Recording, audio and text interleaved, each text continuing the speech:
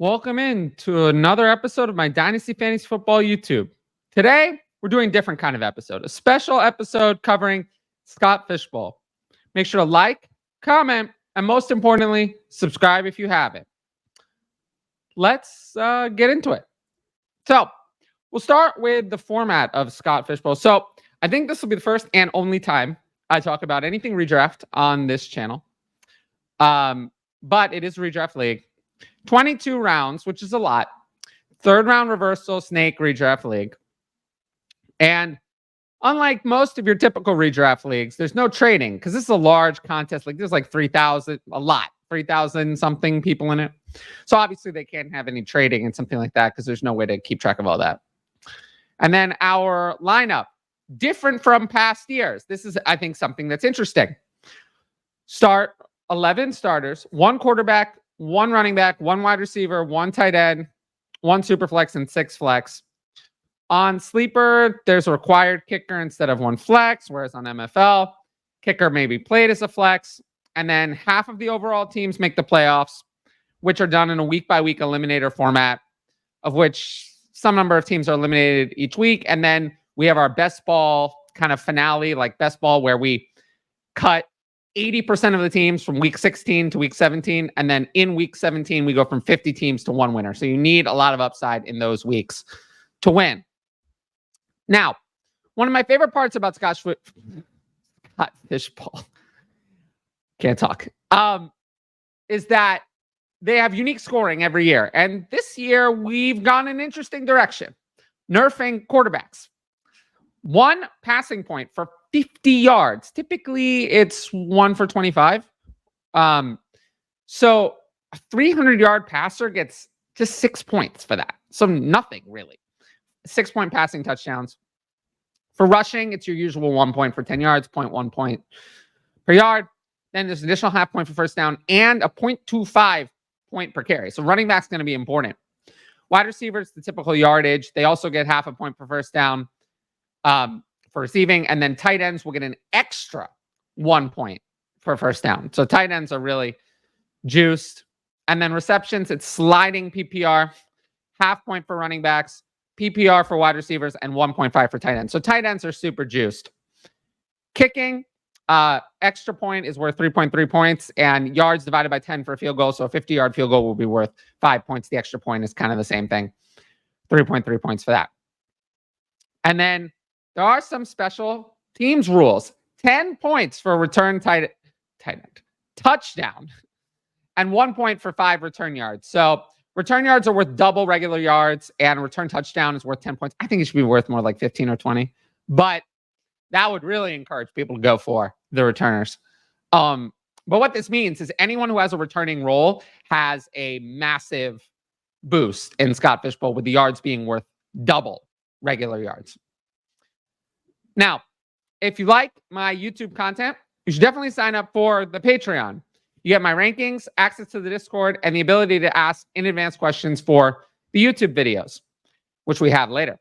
Tiers begin at just $6 a month, and I even have a special Scott Fishbowl channel in the Discord where you can discuss your Scott Fishbowl teams, mirror leagues, satellite leagues, whatever you want to talk about related to Scott Fishbowl.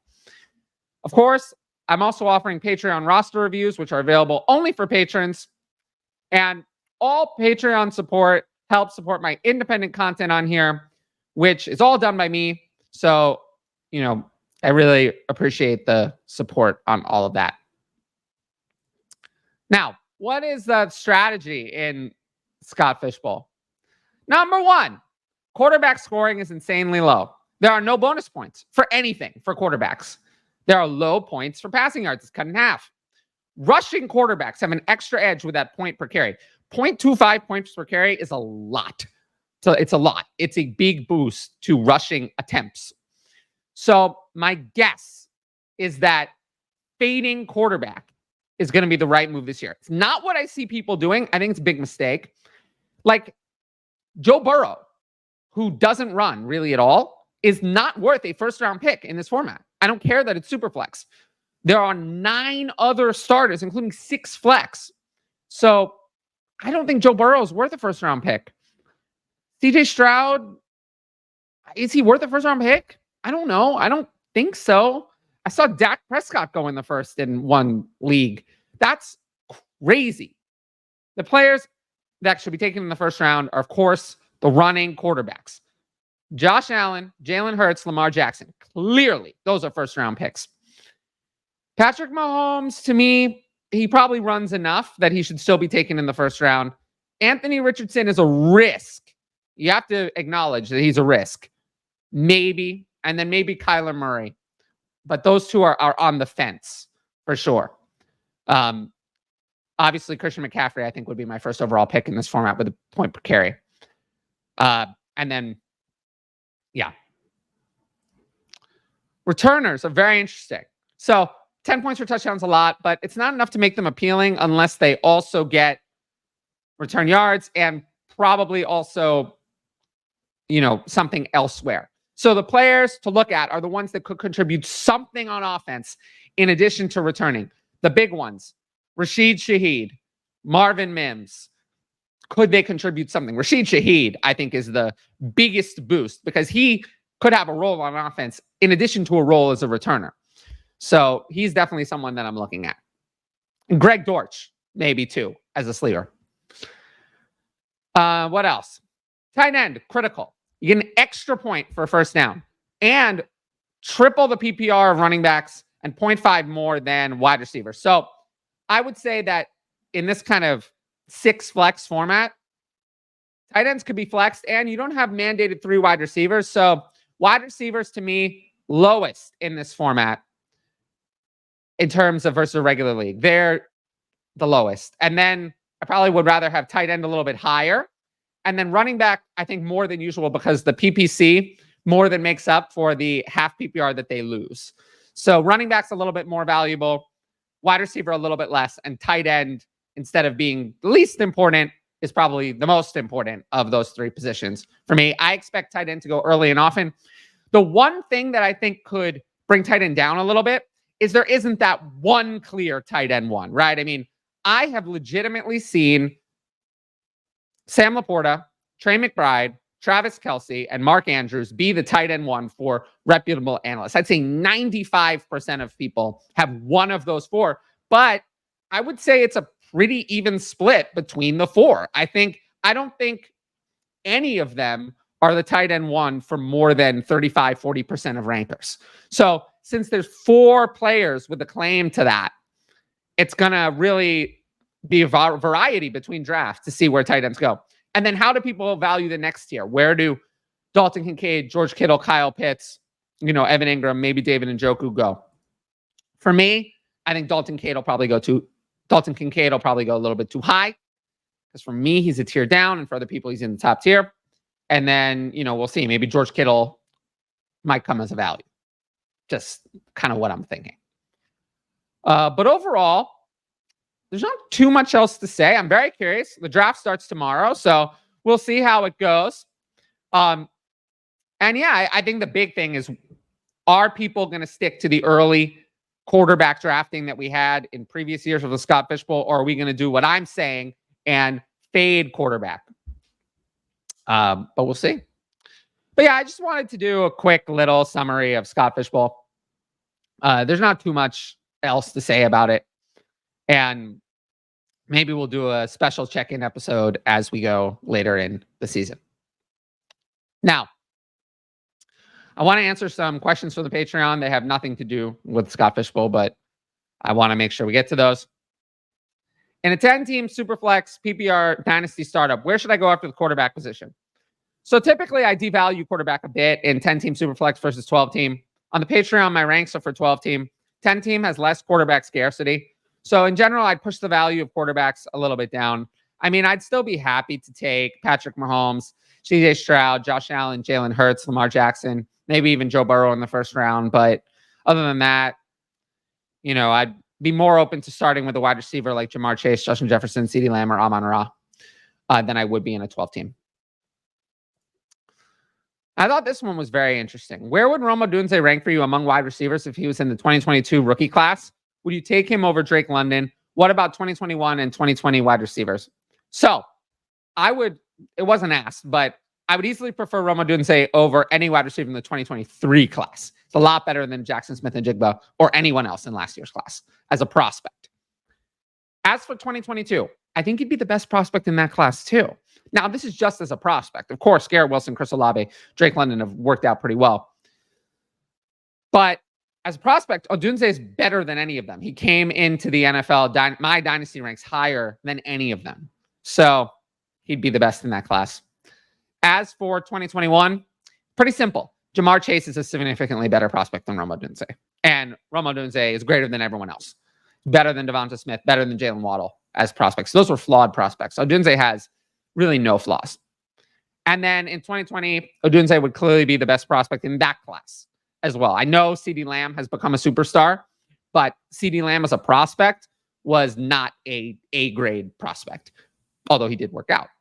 So yeah, Odunze would have been wide receiver 1 in 3 of the last 4 classes in 2020, 2022, and 2023. He would have been the wide receiver 1 and pretty clearly in 2020 and 2023. So yeah, he's worthy of being the wide receiver 1 in most classes, which means that he's a steal at his price this year. Is there a time in the Dynasty season where you think it's best to sell or buy? Example, you're 5-5, 2 weeks till playoffs. You've been 5th to 7th the last year or two. Tank versus buy. When's the right time? What things you look for in your own team, age, production? What factors help you decide? I think there's always good times to do both. Now, would I wait 10 weeks into the season to decide if I was contending or tanking? No, I would have decided way before that. That's too late. And yeah, things I look at: age, the age of my team. How many really old players do I have? Production, how much depth I have on my team. Those are definitely factors that help me decide. I'm always willing to get good value in a trade. But yes, these are important factors. If I have a bunch of old players and I start off 1-4, I'm probably pulling the plug before it gets worse. But yeah, those are the factors I would use. Oh, do the people really need this? The people need a good player X is a failure. We don't want failure rant. Let's hear it for a player of your choosing. So if you don't know what this means, when I used to host more live content, we'd have more of these rants. People don't, it's hard to do those on these kind of short videos. Comes off kind of scripted. But yeah, it's something I used to do a lot in the past. People would always like when I kind of went off. But if we're going to make a throwback to the past, I guess technically anything's possible. But I find it incredibly hard to believe that Jameson Williams is going to do anything major in the NFL. In 6 games as a rookie, he had 1 catch for 41 yards and touchdown, but 1 catch on 9 targets. That's it. Then last year, in 12 games, he had 24 catches, 354 yards and 2 touchdowns, 42 targets, 2 catches and 29.5 yards a game. In year 2, in 12 games. The Lions' elite weapons in Amon-Ra St. Brown, Sam Laporta, and Jahmyr Gibbs are still there. They haven't gone anywhere. So Josh Reynolds left in free agency. Even if Williams combined his 2023 stats with Josh Reynolds, still, he'd only have 64 catches, 962 yards, 7 touchdowns on 106 targets. And that's not how vacated targets work. You don't get everything that another player vacates just because they're gone. That's the most optimistic version. And even that is decent, but that's nothing special. It's not a league winner. And that's like the best case scenario, which is probably not what's going to happen.